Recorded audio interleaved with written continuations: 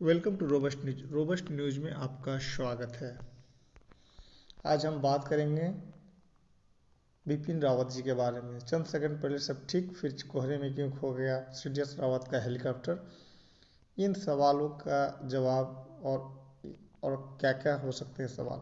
CDS general Bipin Rawat सुबह 8:47 Palam airbase से भारतीय वायुसेना के एम्बर विमान से रवाना हुए थे। वह सुबह 11:34 सुलूर एयरबेस पर पहुंचे।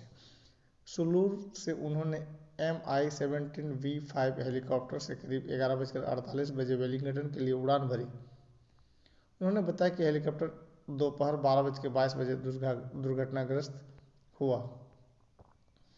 चंद सेकंड पहले सब ठीक, फिर कोहरे में क्यों खो गया सीडीएस रावत का हेलीकॉप्टर। इन्हीं सवालों का जवाब हम खोजेंगे इस वीडियो पर। तमिलनाडु के कुन्नूर में बुधवार को हेलीकॉप्टर दुर्घटनाग्रस्त हुई, जिसमें chief of defence staff CDS Bipin Rawat, उनकी पत्नी और 11 अन्य रक्षा कर्मियों की मौत हो गई।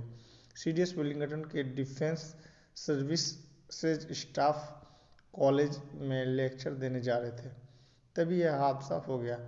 हेलीकॉप्टर लैंडिंग से कुछ मिनट पहले दुर्घटनाग्रस्त हो गया। सोशल मीडिया एक हेलीकॉप्टर का वीडियो वायरल हो रहा है। बताया जा रहा है कि यह वीडियो हादसे से पहले का है। इसमें हेलीकॉप्टर अच्छी तरह से उड़ता हुआ दिख रहा है, फिर अचानक यह धुंध के गुब्बार में खो जाता है। एनबीटी ऑनलाइन हालांकि इस वीडियो की पुष्टि नहीं करता है। इन सब के बीच लोगों के मन में हादसे को लेकर कई तरह के सवाल और आशंकाएं हैं। जानते हैं ऐसे ही कुछ सवाल और उनके जवाब के बारे में। हेलीकॉप्टर से कोई डिस्ट्रेस कॉल क्यों नहीं आई। आधिकारिक सूत्रों ने बताया कि प्रमुख रक्षा अध्यक्ष सुबह 8:47 पालम एयरबेस से भारतीय वायुसेना के एम्बर विमान से रवाना हुए थे और सुबह 11:34 पर सुलूर एयरबेस पर पहुंचे। सुलूर से उन्होंने MI-17V5 हेलीकॉप्टर से करीब 11:48 वेलिंगटन के लिए उड़ान भरी। उन्होंने बताया कि हेलीकॉप्टर दोपहर 12:22 पर दुर्घटनाग्रस्त हुआ। सूत्रों का कहना है कि हादसे से पहले हेलीकॉप्टर से कोई डिस्ट्रेस कॉल नहीं आई है। ऐसे में लोगों के मन में यह सवाल उठ रहा है कि आखिर ऐसा क्या हुआ कि हादसे से पहले चालक दल के सदस्य डिस्ट्रेस कॉल भी नहीं कर पाए। लैंडिंग से पहले पायलट का मैसेज था कि वह 4000 फीट की ऊंचाई पर है और लैंडिंग बेस से 5 मिनट दूर है। सबसे सुरक्षित हेलीकॉप्टर है तो हादसे का कारण तकनीकी गड़बड़ी या कुछ। MI-17V5 हेलीकॉप्टर को बहुत सुरक्षित माना जाता है, इसलिए इसे पीएम समेत अन्य वीवीआईपी यूज करते हैं। इसमें डबल इंजन होता है। ऐसे में यह सवाल उठना लाजिमी है कि यदि यह हेलीकॉप्टर इतना सुरक्षित है तो आखिर यह हादसा कैसे हो गया। क्या इस हादसे की वजह तकनीकी गड़बड़ी है या कुछ और। वहीं जानकारों का मानना है कि कुन्नूर में हुए इस हादसे की वजह कोहरा और सही दृश्यता नहीं हो सकती है। जानकारों का कहना है कि इसमें तकनीकी गड़बड़ी का आशंका बहुत कम है। हालांकि दुर्घटना के जांच के असली कारणों का पता भारतीय वायुसेना की तरफ से की जा रही कोर्ट ऑफ इंक्वायरी के बाद ही आएगा। हेलीकॉप्टर के अवशेषों के आगे की फॉरेंसिक जांच से यह भी पता चल सकता है कि यह दुर्घटना के बाहरी कारण थे।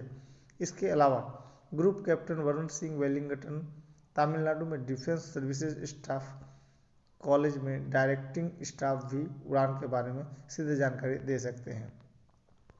आखिर ब्लैक बॉक्स में क्या है, क्या उसमें कुछ राज छिपे हुए हैं।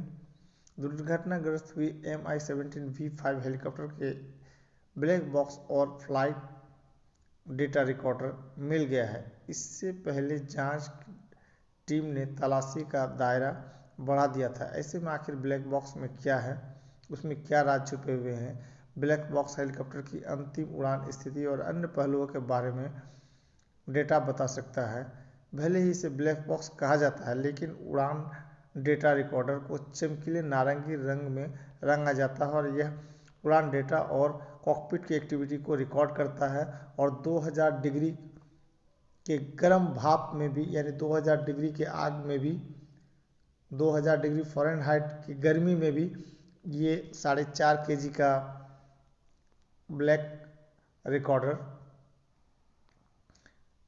ये इसे कुछ नुकसान नहीं होता। ये वीवीआईपी हेलीकॉप्टर स्वदेशी है या विदेशी? तो ये साफ सुथरी बात है कि ये विदेशी है। Mi-17 वीवीआईपी हेलीकॉप्टर रूस में निर्मित है। इसे दुनिया का सबसे एडवांस हेलीकॉप्टर माना जाता है। इसकी अधिकतम स्पीड 250 किलोमीटर प्रति घंटा है। ये एक बार में 36 सैनिकों को लेकर उड़ान भर सकता है। इसकी खासियत है कि यह 6000 मीटर तक की ऊंचाई पर भी उड़ान भर सकता है। यह एक बार फ्यूल के साथ 580 किलोमीटर का सफर तय कर सकता है। 17 फरवरी 2012 को इसे एयरफोर्स में शामिल किया गया था। बने रहेंगे इस चैनल पर।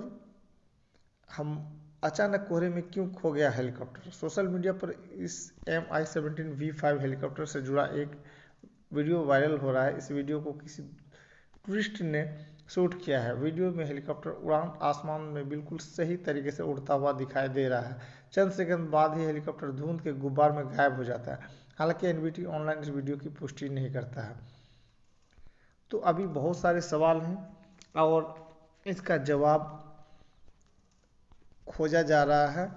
और ब्लैक बॉक्स, चूँकि ब्लैक बॉक्स वो संपत्ति होता है कि जिस देश में इस हेलीकॉप्टर का निर्माण होता है वही इस ब्लैक बॉक्स का मालिक भी होता है, और वो इस चीज़ को खुलासा करके बताता है कि ब्लैक बॉक्स में क्या है। ब्लैक बॉक्स में सारी रिकॉर्डिंग मिल जाएगा कि पैसेंजर क्या बात कर रहा था, वो पायलट क्या बात कर रहा था, ये सारा अंतिम टाइम का और बीच का ये सारा बात पता चल जाएगा। वो कितनी ऊंचाई पे उड़ान भर रहा था, क्या क्या टेक्निकल प्रॉब्लम था।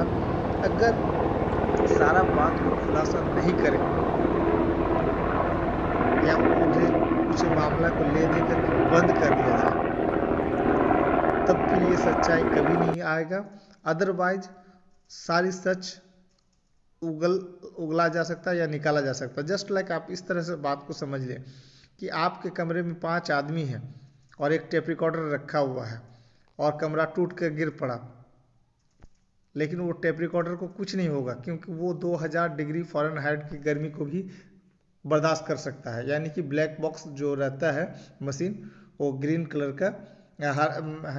का वो इतना उसमें मतलब ये कैपेसिटी है कि वो 2000 डिग्री फ़ारेनहाइट की गर्मी से भी उसे किसी तरह का खराबी नहीं होता है। वो अपना डेटा को सुरक्षित रखता है।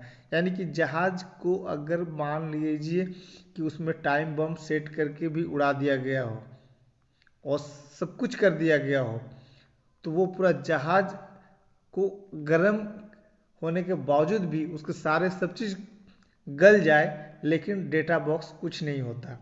और डेटा बॉक्स का खुलासा तो अब रसिया ही करेगा क्योंकि डेटा बॉक्स वो रसिया की संपत्ति है। जहाज वो बिक्री करते हैं, लेकिन डेटा जो ब्लैक बॉक्स होता है वो कोई जो कंपनी उसे तैयार करता है वो उसकी मलकियत होती है, वो उसका प्रॉपर्टी होता है। और ये प्रॉपर्टी का खुलासा वही करेगा या फिर उससे दबा दिया जाएगा, ये तो समय ही बताएगा। और ये अगर रूस इस ब्लैक बॉक्स का हकीकत को नहीं बताता है तो ये समझा जाएगा कि ये मामले को दबा दिया गया है। अदरवाइज रूस अगर ऐसा करता है, मामले को नहीं दबाता है, तो रूस के लिए फ़ायदेमंद है क्योंकि 200 कंट्री में लगभग उसका ये Mi-17V5 हेलीकॉप्टर बिक्री होता है।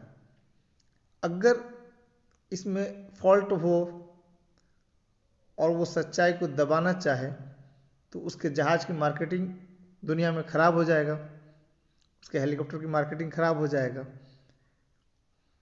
और अगर इस बात को वो सच्चाई को बताए तो फिर ये पकड़ में आएगा कि आखिर इस बिपिन रावत की हेलीकॉप्टर को अपने आप हुआ या प्लान के तहत इसे गिराया गया।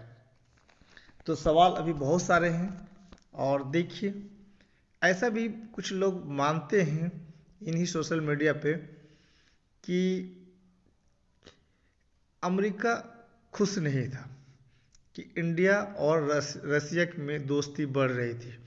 S-400 लेने के बाद अमेरिका थोड़ा नाराज चल रहा था और इस नाराजगी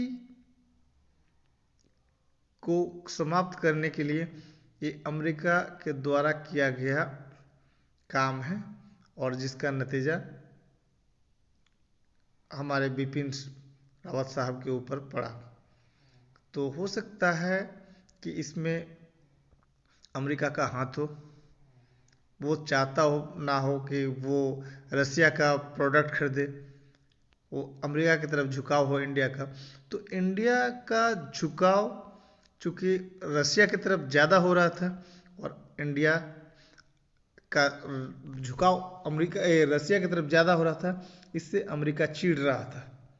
और एक्चुअल में अमेरिका 20 साल अफगानिस्तान में रह के वहाँ से जो भागा है, तो आजकल उसका दिन ऐसे ही खराब चल रहा है और ऐसे में इंडिया एक बहुत बड़ा मार्केट है और वो भी फिर रसिया की तरफ जा रहा है। तो इंडिया और रसिया की दोस्ती अमेरिका को हजम नहीं हुआ। तो इसमें हो सकता है 95% पॉसिबिलिटी कि अमेरिका के द्वारा ही किया गया एक हिस्सा है। खैर, ये तो आने वाले समय में रसिया इस बात को क्लियर कर सकता है कि उनका जो ये है ब्लैक बॉक्स है जो कि हेलीकॉप्टर के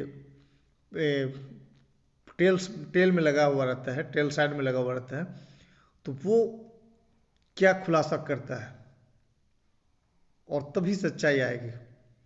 वैसे अब तक का जो रिकॉर्ड रहा है कि इंडिया में जो भी क्रैश हो रहे हैं, हेलीकॉप्टर हो चाहे जहाज हो, जांच दल तो बैठा दिया जाता है, लेकिन जांच में क्या निकलता है आज तक उस पर कोई चर्चा नहीं होती या उस चीज़ को देखने को नहीं मिलता।